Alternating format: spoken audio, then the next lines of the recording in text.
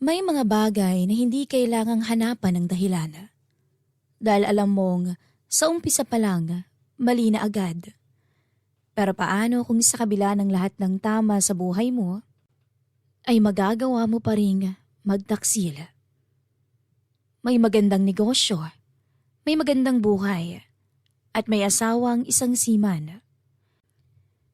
Pero sa paglipas ng panahon at sa bawat araw na lumilipas, magagawa mong magtaksil dahil lamang sa isang pagnanasa. Hanggang sa dumating ang puntong hindi na lamang ito basta isang pagkakamali, kundi isang desisyong araw-araw mong pinipiling itago kahit alam mong may taong mas masasaktan sa bawat segundo na lumilipas. Ito po ang aking kwento ng buhay at pagtataksil na siyang ibabahagi ko ngayon sa inyo pong channel, Miss Callie. Ako po si Mila, 39 anyos. May asawa at may negosyong hardware at feed supply dito sa probinsya. Maganda ang buhay namin ng asawa ko, kaya tingin ng lahat ay halos perpekto na ang pagsasama namin. Pero walang nakakakita kung gaano katahimik ang buhay ko dahil nag-iisa ko. Seaman ang asawa ko na si Joel. Mahigit 10 taon na siyang nagbabarko. Noong una, kinakaya ko pa. Excited pa akong maghintay noon. Kada uwi niya, parang bagong kasal ulit kami. Lagi kaming magkasama at hindi na mapaghiwalay kapag aalis na siya ulit.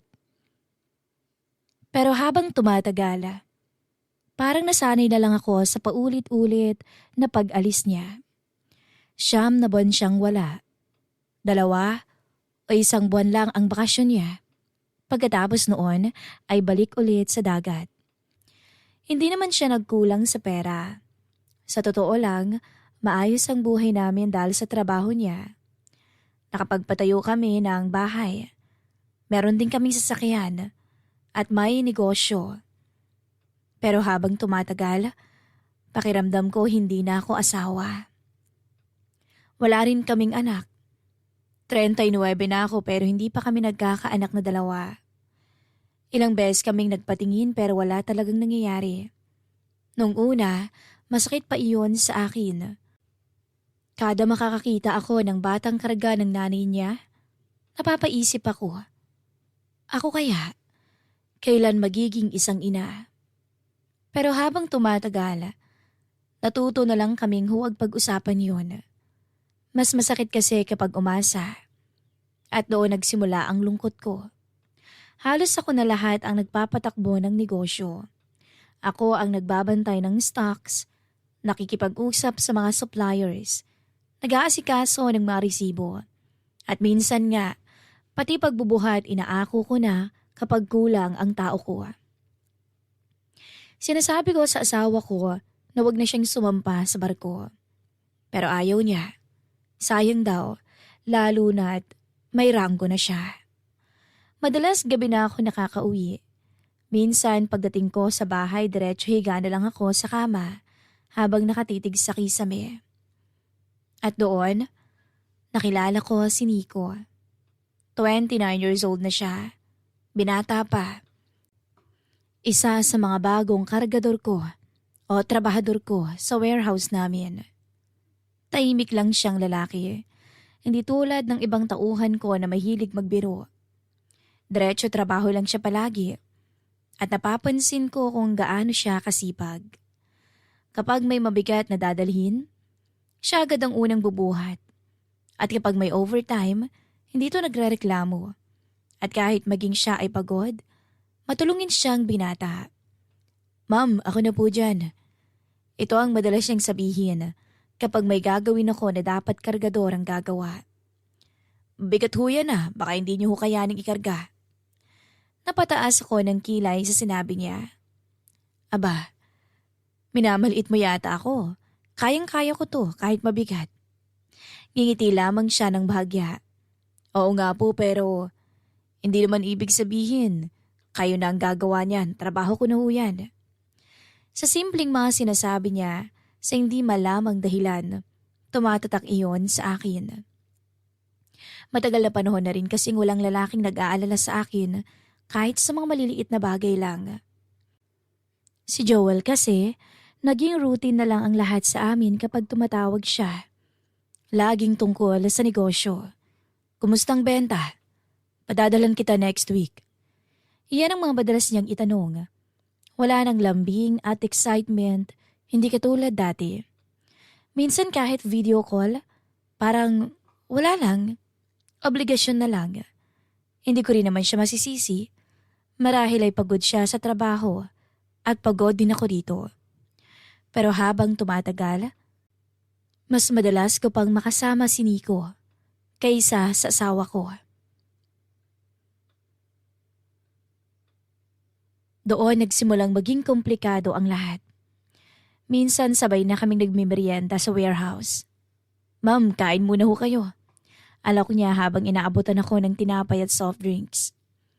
Hindi ka pa ba uuwi? Tanong ko bago ito tatanggapin. Oras na dapat ang uwian mo. Hintayin ko na munang matapos to.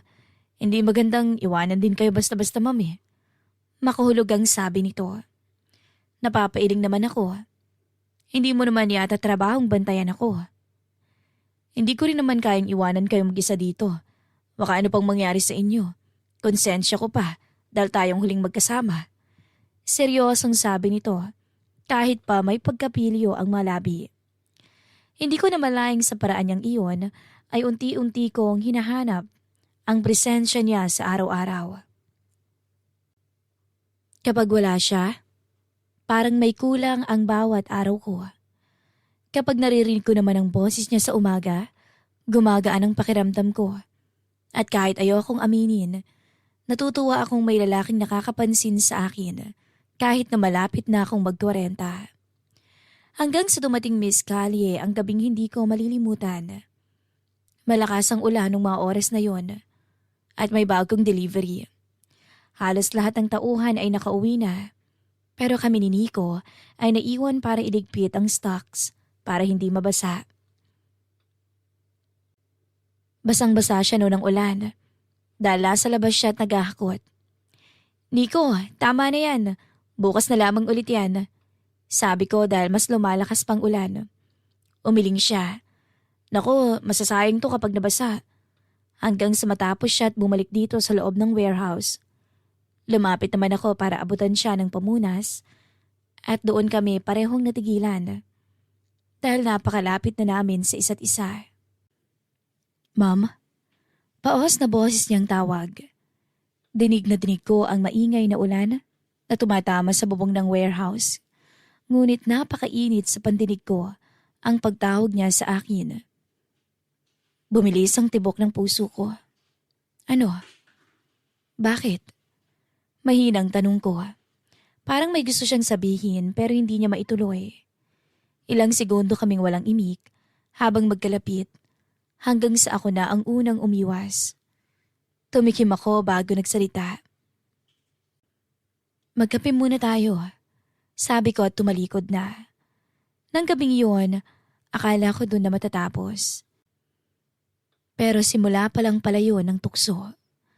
Pagkatapos ng gabing iyon, mas naging iba na ang tingin niya sa akin. At inaamin kong mas naging mahina at marupok ako. Ma'am, ihatid na kita. Presenta niya isang gabi.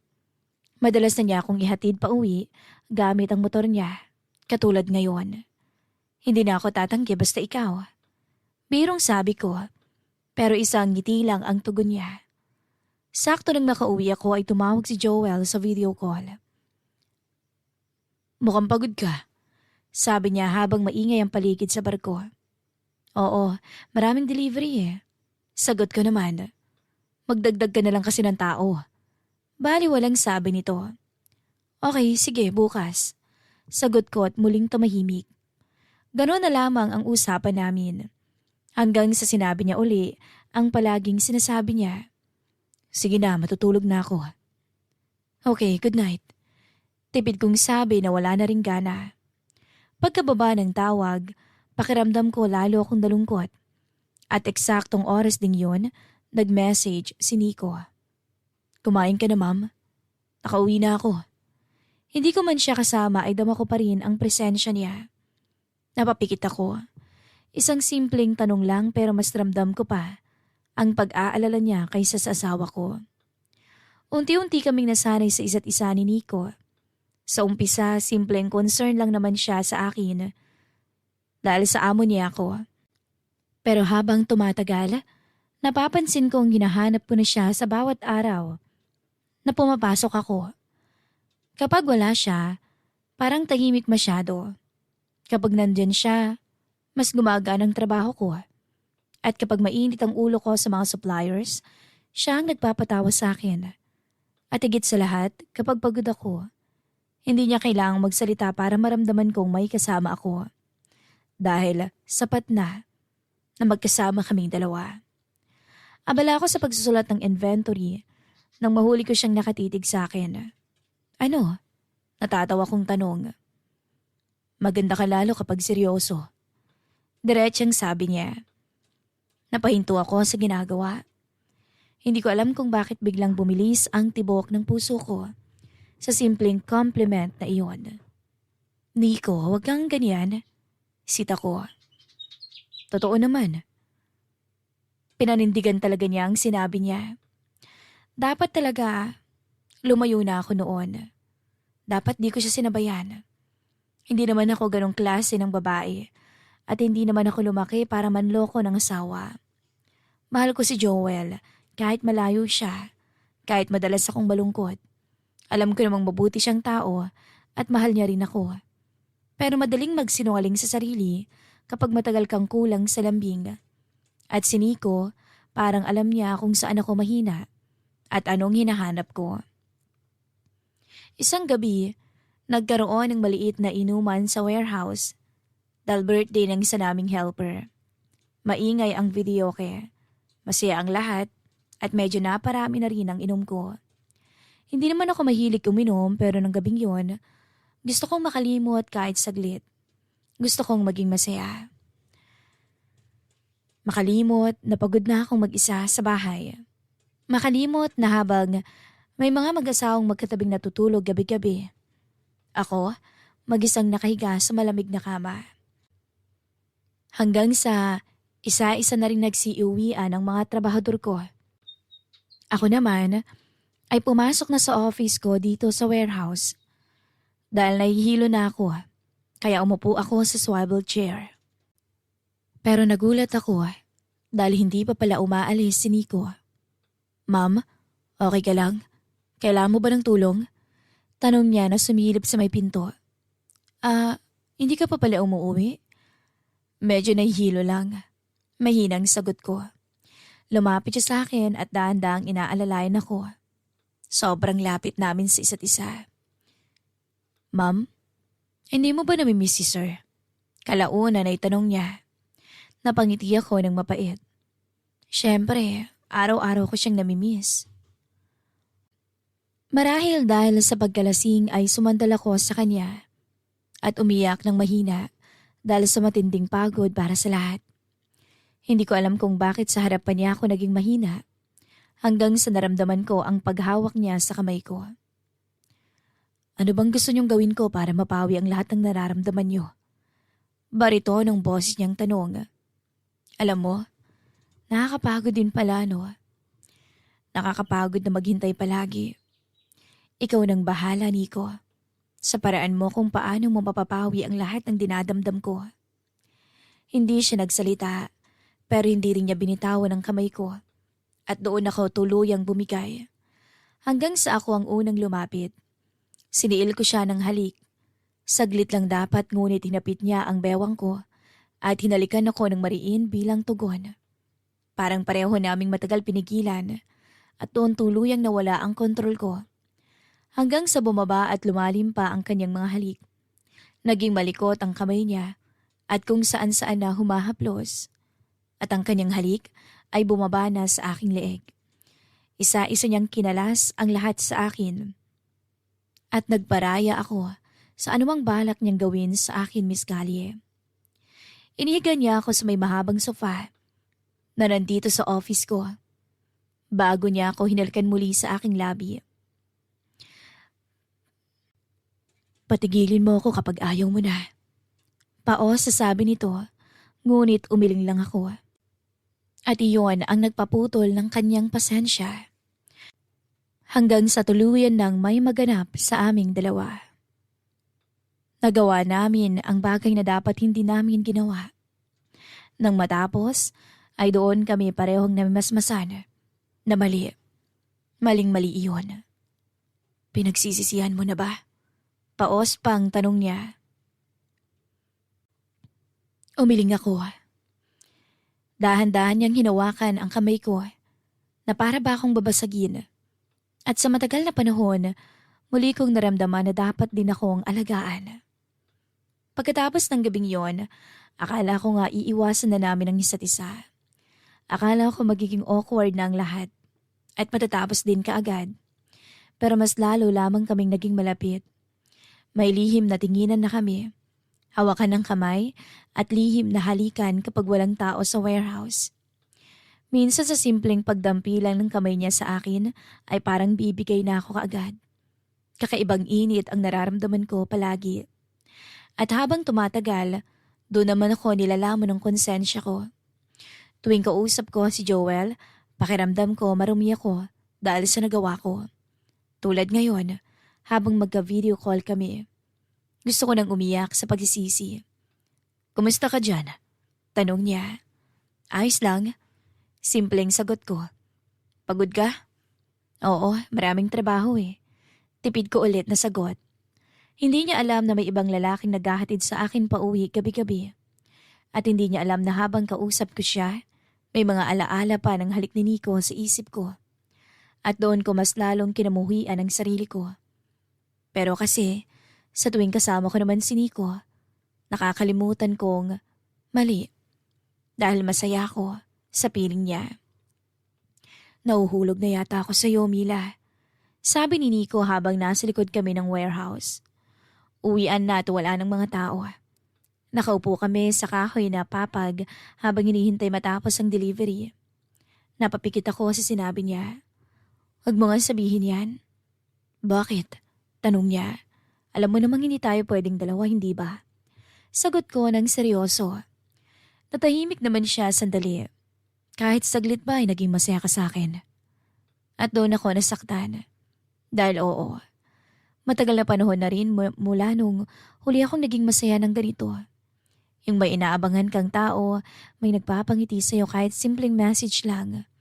Yung may taong gustong-gusto kang makita araw-araw. Pero alam kong mali yun. At habang tumatagal, mas lalo kaming nagiging pabaya. Minsan ako pa ang kusang sumasabay sa motor niya. Kahit pa maraming nakakakita. At minsan, hindi ko na namamalayang mas hinahanap ko na ang presensya niya. Kaysa sa tawag ng asawa ko. Hanggang sa nagsimulang magtanong ang mga tao. Ma'am, lagi yata kayong magkasama ni Nico. Pero bagay naman kayo eh. Dagdag pa ng isa. Kahit pabiro lang nilang sinasabi iyon, pakiramdam ko unti-unting gumuho ang mundo ko. Dahil alam kong may katotohanan na hindi na iyon simpleng tukso lang. Hindi na iyon simpleng pagkakamali. Nauhulog na talaga ako sa lalaking hindi ko dapat mahalin. Nang may magsumbong kay Joel, ay doon natapos ang kasiyahan kong makamundo. Hindi ko alam kung sino ang nagsumbong. Hindi ko rin alam kung kailan kami naging sobrang pabaya ni Nico. Siguro nung magsimula nang maging komportable kami sa isa't isa. Yung tipong nakakalimutan na naming may mga matang nakatingin sa paligid. Dahil sa pagsabay naming umuuwi palagi, magkatabing tumatawa sa warehouse at minsan inaabot kami ng gabi na kaming dalawa lang. Hanggang isang gabi, bigla siyang tumawag habang nasa warehouse ako. Tapos na ang delivery at nag-aayos na lang ako ng resibo sa opisina. Nasa labas pa si Nico. May binubuhat na natirang sako. Nang makita ko ang pangalan ni Joel sa screen, bigla akong kinabahan. Hindi ko alam kung bakit, pero pakiramdam ko ay parang may masamang mangyayari. At tama nga ako. Hello? Mahina akong sagot. Naging tahimik ang kabilang linya bago nagsalita. Anong meron sa inyo ng trabahador mo? Nanlamig kaagad ako. Pakiramdam ko ay may malamig na tubig na binuhos sa buong pagkatao ko. Anong ibig mong sabihin? Mila, wag mo akong gawing tanga. Hindi ako agad nakasagot. At sa katahimikang iyon, parang may nabasag kahit wala naman. May nangyayari ba sa inyo? Tanong niya. Nanginginig ang kamay ko habang hawak ang cellphone. Gusto kong magsinungaling. Gusto kong sabihin na wala, pero hindi ko magawang sumagot. At doon, alam niya na ang katotohanan. Narinig ko ang mabigat niyang pagbuntong hininga sa kabilang linya. Paano mo nagawa sa akin to? Puno ng hinanakit niyang tanong. Hindi siya sumigaw. Mas masakit pa dahil sobrang tahimik niya. Ganito ba kababang tingin mo sa kasal natin, Mila? Joel, doon na ako napaluha. Maling-mali ang nagawa ko. Nagsisisi ako ng sobra. Minahal kita, Mila. Huling sabi niya at pinatay na ang tawag. Napahagulgol ako sa pag-iyak. Ang sakit-sakit. Sana'y nakontento na lang ako sa paraan ng pagsama at relasyon namin ng asawa ko. Doon ako unang kinarma ng buong bigat dahil sa ginawa ko. Hindi yun simpleng pagkakamali. Nagtaksil ako sa lalaking halos buong buhay niya'y inialay para mabigyan ako ng maayos na buhay. Hindi ako makatingin kay Nico. Anong sabi niya? Tanong ni Nico pagkapasok sa opisina. Alam na niya. Sagot ko. Pareho kaming nagising sa pagkakamali at natakot sa posibleng kalabasan nito ngayon. Ramdam na namin ang realidad. Pagkatapos ng tawag na iyon, halos hindi na ako kinakausap ni Joel. Kahit mag-message ako, sin lang. Kahit tumawag ako, madalas hindi sinasagot. At sa bawat araw na lumilipas, lalo akong nilalamon ng guilt. Samantalang si Nico naman, gusto akong ipaglaban. Sumama ka na sa akin. Sabi niya minsan habang nasa likod kami ng warehouse. Gabi noon, mahinang hangin at tahimik ang paligid. Natawa ko ng mapait. Saan tayo pupunta? Tanong ko. Kahit saan. Walang kasiguraduhang sagot niya. Hindi yun ganun kadali, Nico. Sagot ko. Kaya natin. Paninindigan niya, ngunit wala naman siyang plano. Napailing ako habang umiiyak. Hindi niya naiintindihan dahil hindi lang asawang iiwanan ko kapag sumama ako sa kanya, kundi buong buhay ko, buong pagkatao ko. Masaya ka ba sa asawa mo? Tanong niya kalaunan.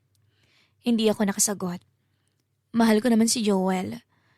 Pero nasasaktan din ako dahil sa tagal kong pag-iisa. Sa tagal ng pagkawala niya. At ngayon, mahal ko na rin yata si Nico sa paraang hindi ko inaasahan. Pero alam kong may mga pagmamahal na mali kahit totoo. At kami iyon. Makalipas ang ilang linggo, umuwi si Joel. Hindi ko makakalimutan ang itsura niya pagkapasok sa bahay. Parang 10 taon siyang tumanda dahil pumayat at pagod na pagod ang mga mata. Dati kasi kapag umuwi siya, excited akong sasalubong. Pero ngayon, para kaming dalawang estranghero sa loob ng iisang bahay. Tahimik lang siya habang nakaupo sa may sala. Ako naman ay umiiyak na sa harap niya. Sorry. Yun lang ang nasabi ko ng paulit-ulit. Parang sirang plaka. Matagal bago siya nagsalita. May kulang ba sa akin? Mas lalo akong umiyak. Wala. Kung wala, bakit mo ginawa? Tanong niya. Seryoso man ay bakas ang sakit sa mga mata. Dahil mahirap ang mag-isa, Joel. Mahirap maghintay. At doon ako tuluyang bumagsak. Napaluha ako ng tahimik. At unang beses kong nakitang asawa kong umiyak din dahil sa akin. Pero mas masakit pala yun kaysa sa anumang sigaw. Hindi niya ako sinaktan. Hindi niya ako minura. Pero ramdam ko kung gaano ko siya winasak. Alam mo kung anong pinakamasakit? Mahina niyang sabi. Umiiling ako habang umiiyak. dahil habang nagtatrabaho ko doon, ikaw pala'y may ibang kasama rito. Pakiramdam ko hiniwa ang puso ko noon. Kasi totoo, habang siya'y nagpapakapagod sa barko, ako na may unti-unting nahulog sa ibang lalaki. Pagkaraan ng ilang araw umalis din si Nico sa trabaho. Hindi man lang kami nakapagpaalam ng maayos. Hindi na rin siya pumasok. Hanggang isang umaga, sinabi na lang ng isa naming tauhan na lumuwas na raw siya. Nag-message lang sa akin si Nico. Pasensya na kung minahal kita. Matagal kong tinitigan ang message niya hanggang sa tuluyan akong umiyak. Buong gabi akong umiiyak noon, hindi dahil iniwan niya ako, kundi dahil alam kong wala talagang tamang paraan para matapos ang maling relasyon. Kung pipiliin ko si Nico, may masasaktan. At kung pipiliin ko si Joel, may masasaktan pa rin. At kahit ano pang piliin ko, hindi na mabubura ang ginawa ko. Hanggang ngayon, hindi ko pa rin alam kung maaayos pa ba namin ni Joel ang pagsasama namin. Sinusubukan namin pero may mga sugat talaga na hindi agad maghihilom. Minsan, kahit magkatabi kami sa kama, ramdam kong may distansya na sa pagitan namin. At minsan, nauhuli ko siyang tulala. At alam kong naiisip pa rin niya ang kataksilang nagawa ko. Kaya kung may natutunan man ako sa lahat ng ito, yun ay hindi sapat na dahilan ng lungkot para magtaksil. Dahil sa bawat maling desisyon, may taong kailangang magdusa pagkatapos. At minsan, ikaw rin mismo ang mawawasak sa huli. Dahil, at the end, ikaw pa rin ang talo. Hanggang dito na lamang po ang kwento ko, Miss Callie. At maraming salamat po sa inyong programa. Nagmamahal, Mila.